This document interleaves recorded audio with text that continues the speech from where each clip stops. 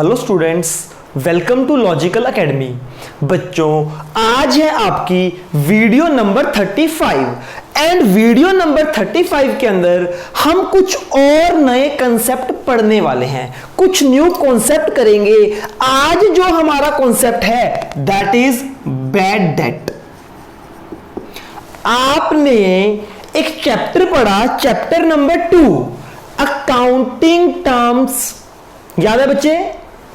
हाँ जी सर, उसमें एक टर्म पढ़ी थी दैट इज बैड डेट। बच्चे मुझे बताओ बैड डेट क्या होता है? बैड डेट मतलब डूबा हुआ पैसा। जब हमारा पैसा डूब जाता है that is called bad debt, कि हमारे डेटर बैड हो गए। हाँ जी सर, एग्जांपल दो। ओके बच्चे देखो, मैंने क्या किया, राम को सेल की, राम को उधार सेल की। हाँ जी सर, बच्चे जब मैं राम को उधार सेल करूंगा तो राम से पैसा लेना है, फ्यूचर में राम से पैसा लेना है, ठीक है जी। बच्चे जब मैं राम से पैसा लेने गया तो मुझे पता चला कि राम इंसॉल्वेंट हो गया है। अब जो राम से पैसे हैं वो नहीं मिलेंगे, जिससे पैसे लेने थे उसने मना कर दिया कि भैया मैं पैसे नहीं दूंगा। तो भैया क्या हुआ, मेरा पैसा डूब गया। इसको बोलते हैं बैड डेट। आइए बच्चे बैड डेट की एंट्री सीखते हैं, क्या होती है। बैड डेट की एंट्री सीखते हैं। देखो जी ध्यान से समझो। पहली एक नॉर्मल सेल की entry, sale to Ram of ₹50,000। Sale to Ram, Ram को सेल की 50,000। क्या एंट्री होगी? एक तो मेरी बन जाएगी एसेट, राम अकाउंट डेबिट।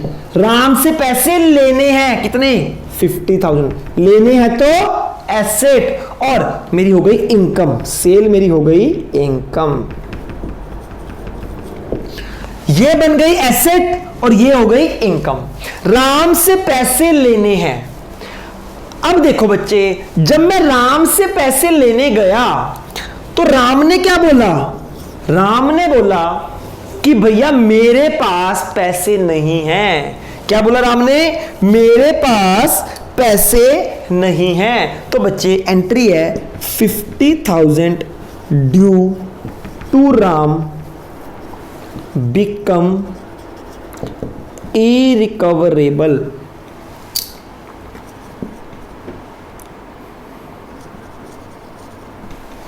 क्या जी? जो 50,000 ये है एंट्री नंबर 1। राम को सेल की तो सेल की एंट्री तो ये आ गई। जब राम से पैसे लेने गया तो राम ने मना कर दिया। ये जो 50,000 लेने थे ये इरिकवरेबल बन गए, मतलब ये पैसा डूब गया। ये पैसा बच्चे क्या हो गया? डूब गया। तो बच्चे बैड डेट, मुझे बताओ बैड डेट मेरा प्रॉफिट है या लॉस, इनकम है या प्रॉफिट? सर बैड डेट हमारा नुकसान है, बैड डेट मतलब लॉस। तो बैड डेट हो जाएगा, इसके दो इफेक्ट, एक तो हो गया बैड डेट, जब मेरा पैसा डूब जाएगा इसको बोलते हैं बैड डेट, और बच्चे मेरी एसेट भी खत्म हो जाएगी। राम से पैसे लेने थे, एसेट बनाई थी, जब राम ने ही बोल दिया कि भैया अब कोई पैसा नहीं है तो ये एसेट मेरी हो गई खत्म, राम अकाउंट। तो बच्चे एक तो हो गया मेरा लॉस, यानी एक्सपेंस बढ़ गया, खर्चा बढ़ गया। दूसरा ये राम मेरी जो एसेट थी वो कम हो गई। तो बच्चे मुझे बताओ बैड डेट की एंट्री। बैड डेट की एंट्री होती है bad debt account debit to Ram account 50,000। देखो जी ध्यान से, ये है न्यू एंट्री। बच्चे बैड डेट डेबिट क्यों हुआ? बैड डेट एक लॉस है, बैड डेट हमारे लिए लॉस है, इसलिए हुआ डेबिट। और राम क्या है? राम हमारी एसेट थी। देखो जी, राम अकाउंट डेबिट, राम को एसेट बनाया था, पर जब इसने पैसा देने से मना कर दिया, इसने बोल दिया कि भैया पैसा डूब गया, तो मेरी एसेट हो गई खत्म। एसेट खत्म तो क्या करते हैं? क्रेडिट। एसेट खत्म और पैसा डूब गया। तो आई होप आपको ये एंट्री समझ आई होगी। डस्टर कहाँ गया? हाँ जी बच्चे, तो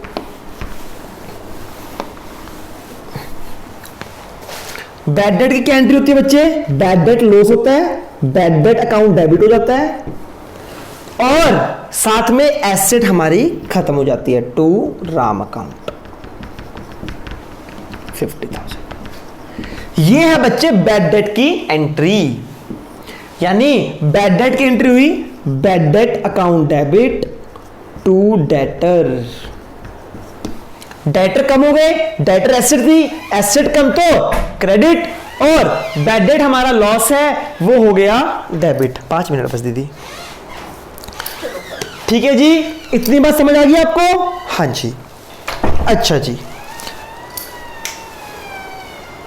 आगे देखते हैं बेटा। तो बच्चे ये बहुत ही सिंपल एंट्री थी।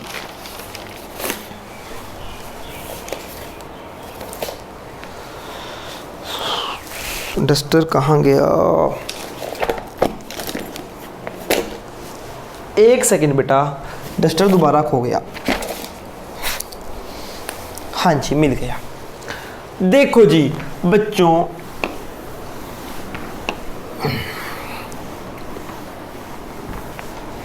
बच्चों, बैड डेट क्या होता है? बैड डेट होता है हमारे लिए नुकसान। हमने डेटर से पैसे लेने हैं, डेटर ने मना कर दिया मैं पैसे नहीं दूंगा, तो एक तो हमारी एसेट कम हो गई, डेटर ने मना कर दिया, एसेट कम, एसेट हो गई क्रेडिट, डेटर हो गए क्रेडिट। दूसरा बैड डेट हमारे लिए लॉस है, इसलिए बैड डेट हो गया डेबिट। अच्छा बच्चे, एक और बात समझो, एक और बात समझो। बैड डेट की एंट्री की एक बात सिखाता हूं आपको मैं। हमने की sale, Ram to sale, Ram account debit to sale account, कितनी? 50,000 उधार सेल की राम को।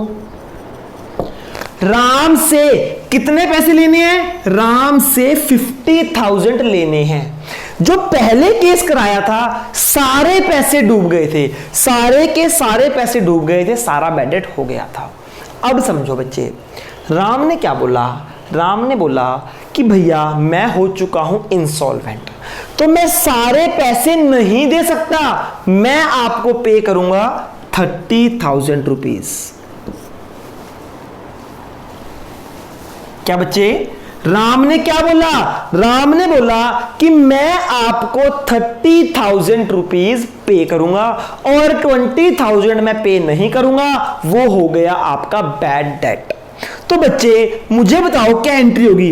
कैश कितना आएगा?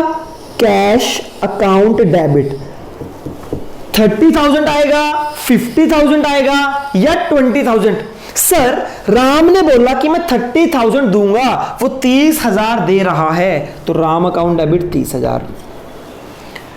20,000 क्या फ्यूचर में आएगा या बैड डेट हो गया?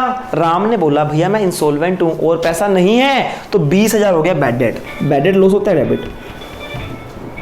बैड डेट अकाउंट डेबिट 50 लेने थे, 30 कैश आ गए, 20 हो गया लॉस, तो 2 क्या आ जाएगा? राम अकाउंट। देखो जी, राम सारी एसेट खत्म, 30 मेरे पास कैश आ गया, और जो 20,000 है वो बच्चे डूब गया, ये है मेरा लॉस, ये हो गया डेबिट। ये मेरा कैश आ गया, एसेट बढ़ गई, और ये मेरी एसेट कम हो गई। क्लियर है? जितना बड़ा ही सिंपल सा पॉइंट था बेटा। आगे चलते हैं बच्चे।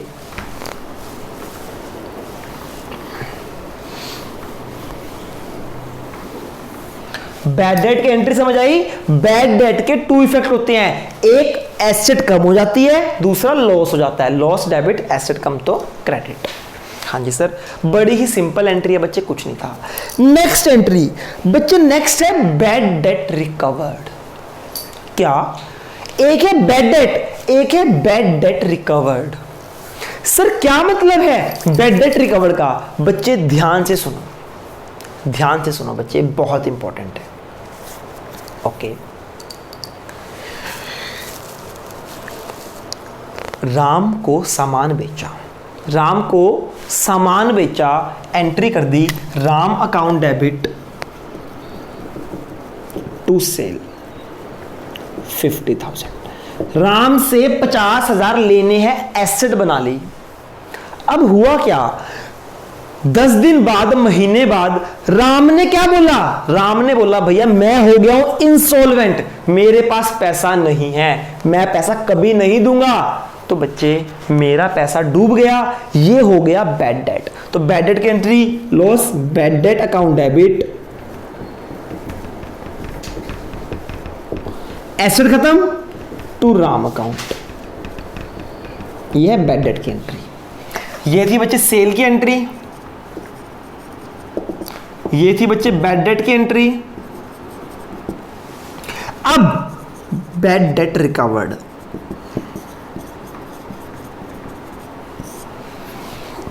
सर क्या होता है बैड डेट रिकवर्ड? राम को सेल की 50,000 लेने थे, राम ने बोल दिया भैया पैसे नहीं है, डूब गए, बैड डेट मान लिया। अब हुआ क्या, अचानक से राम के पास पैसे आ गए, राम के पास, राम की लॉटरी लग गई या कहीं से भी राम के पास पैसे आ गए। अब बच्चे जब राम के पास पैसे आए तो राम फिर मेरे घर आया कैश देने कि भैया जो तुम्हारा बैड डेट तुमने मान लिया था आज मैं उसे देने आया हूं।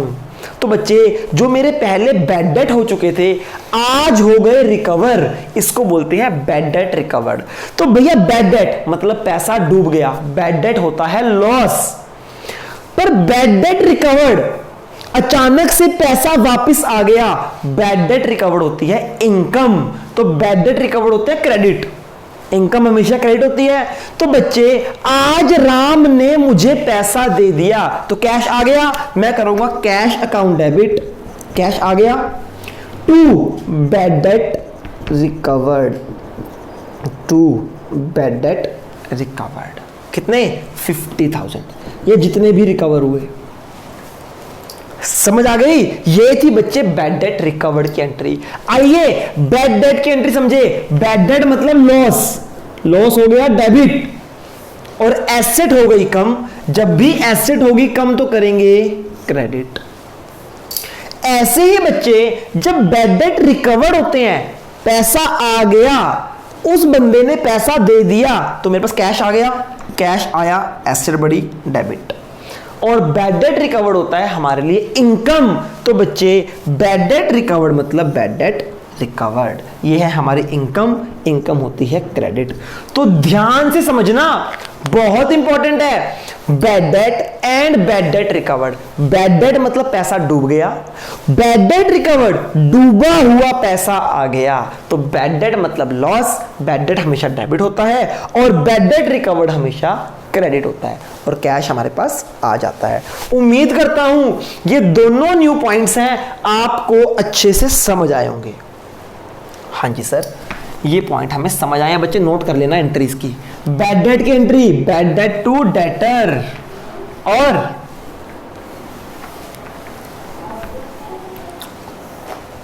बैड डेट रिकवर्ड की cash account debit to bad debt recovered.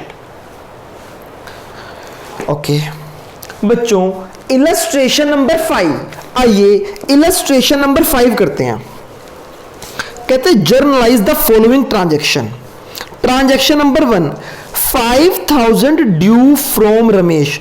Ramesh से 5,000 लेने थे, आर इरिकवरेबल।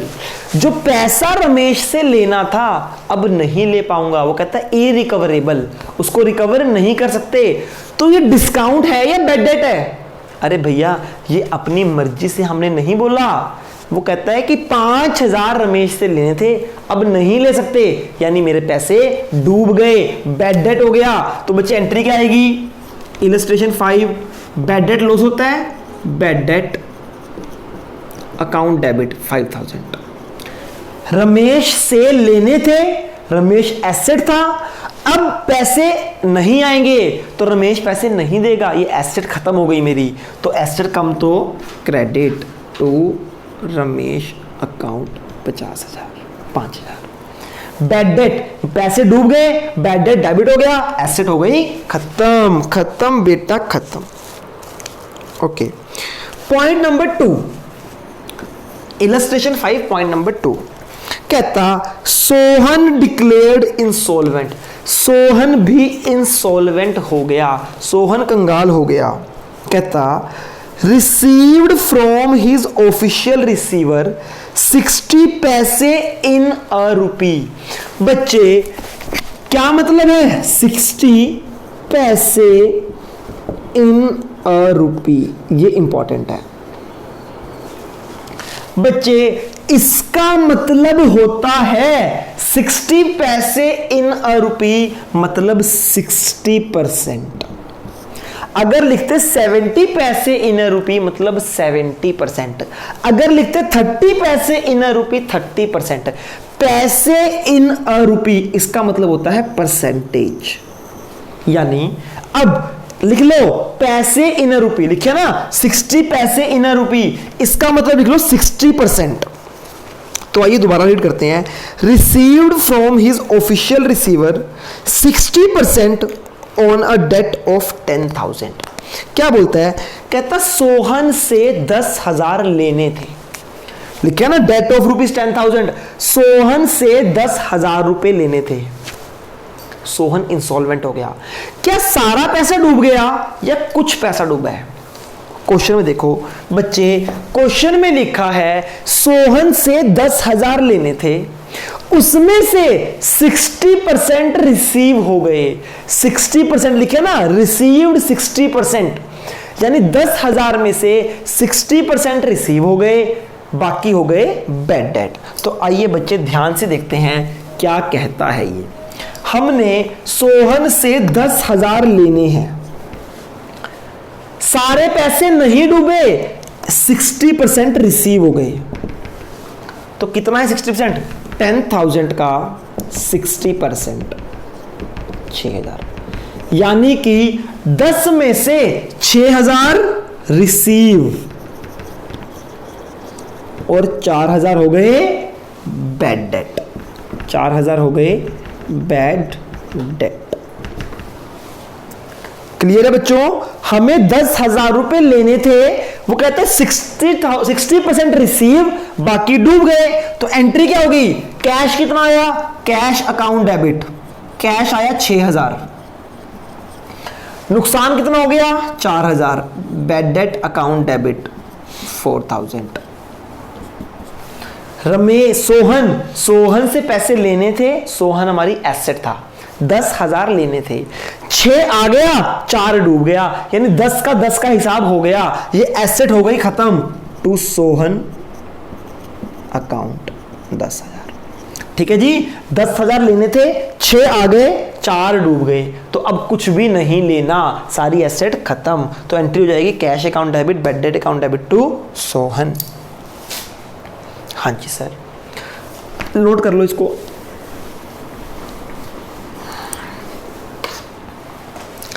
पॉइंट नंबर 3 कहता received cash, illustration 5 point number 3, received cash for a bad debt return of last year 700 रुपए।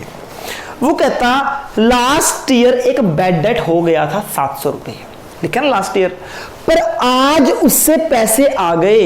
लास्ट ईयर बैड डेट था, पहले डूब गया था, पर आज पैसे वापस आ गए, that is called bad debt recovered. तो क्या कैश आ गया? एंट्री हो जाएगी कैश अकाउंट डेबिट 700 रुपए, बैड डेट रिकवर्ड, लॉस है या income? Sir bad debt recovered, recovered मतलब income, to bad date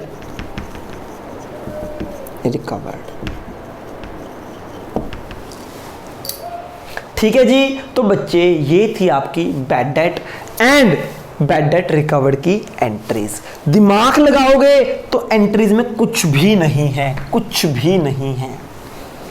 okay,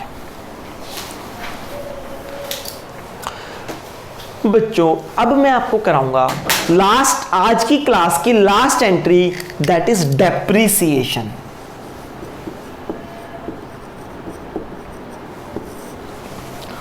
बच्चे मुझे बताओ डेप्रिसिएशन क्या होता है? डेप्रिसिएशन मतलब एसेट की वैल्यू में कमी।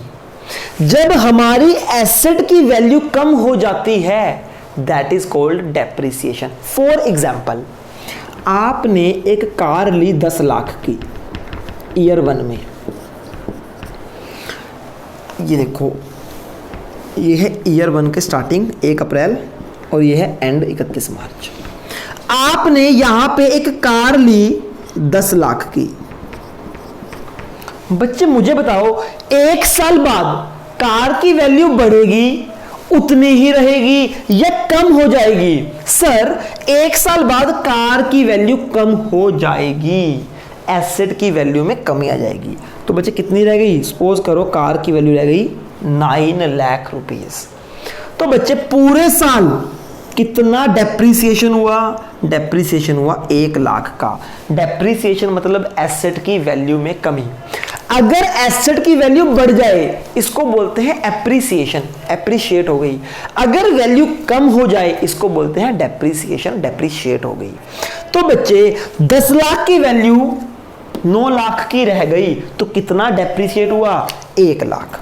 बच्चे मुझे बताओ डेप्रिसिएशन हमारा फायदा है या नुकसान, लॉस है या प्रॉफिट? सर डेप्रिसिएशन लॉस है, तो डेप्रिसिएशन हमेशा होगा डेबिट। कोई भी एंट्री हो डेप्रिसिएशन होता है डेबिट। और उसका दूसरा इफेक्ट, सर डेप्रिसिएशन की वजह से एसेट की वैल्यू कम हो जाती है, तो एसेट की वैल्यू कम, एसेट कम तो क्रेडिट। तो बच्चे डेप्रिसिएशन की क्या एंट्री होगी? डेप्रिसिएशन की एंट्री होती है, डेप्रिसिएशन लॉस है, depreciation account debit to asset, चाहे कार है, मशीनरी है, जो भी है। क्यों? डेप्रिसिएशन है लॉस, लॉस होता है डेबिट। और डेप्रिसिएशन की वजह से एसेट की वैल्यू कम हो जाती है, एसेट कम तो क्रेडिट। तो बच्चे आज आपको 3 एंट्री सिखाई हैं, तीनों के लॉजिक सिखाए हैं। अगर कोई डाउट हो तो आप कॉल कर सकते हो, डाउट ले सकते हो। आज का आपका होमवर्क है इलस्ट्रेशन 1 to 5 सबको दोबारा करने हैं and back question number 4। Illustration 1 to 5 and back question number 4। कल हम अपना नया टॉपिक करेंगे, देखते हैं बच्चे उसमें क्या करेंगे। ठीक है, कल मिलते हैं, तब तक के लिए गुड बाय, टेक केयर।